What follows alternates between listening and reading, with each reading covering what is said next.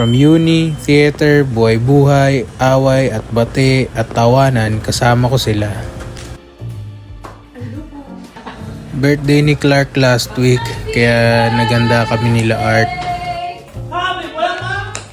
Kahit tagal na namin magkakasama, wala namang nagbabago. Ito na parang pag ginamit mo to, ito po yung kayo to ba, i-flip mo po ngayon. Kaya kung ganun dito, huwag ka na tanga.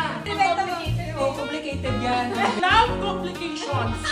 We have diabetes, high blood, and... Diba? Ito walang numbers. Fuck you! Pagkasama ko itong mga kaibigan ko na to, akala mo palaging laro-laro lang. Ganyan, tawanan, tapos kala mo palagi kang nasa stage. Di ba ako, diba? Ito si Tita Vilma, ampun kami nito mula college hanggang sa nagkapera na kami lahat hanggang ngayon. 3, 2, 1, action! Namalengke ako kahapon, tapos nag-grocery ako, tapos ito lahat. Ano nga ulit nag-ipagpalit ka? Dito nagpe-prep na kami kasi lumipat kami ng lamesa para kasya na kami kasi nadagdag na si Lala at may darating pang iba. Lalaro kaming card games. Ay, tatanda na eh, no?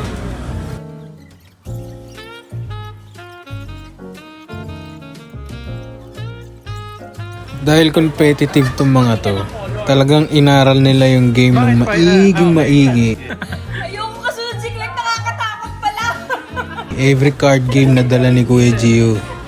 Talaga naman. Naman.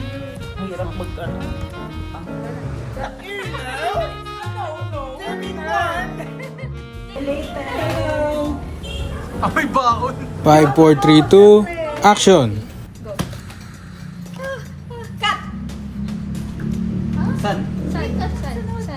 Dragon. Dragon! Okay. Yun lang. Dolphin. Dimbang glasses. Ito, yung kayo. Ay! Bawal magturo. Butter. Heart. Knife. Eto na. Candle. Hand. Ay! Ito! Stone pencil. Light bulb. Ay, lagi wala pa. Kaso sabi lang. Sa haba ng 10 years na magkakasama kami, mahigit pa nga yata ng 10 years, dami nang nagbago. Physically, emotionally, mentally, lahat kami nag-matured na.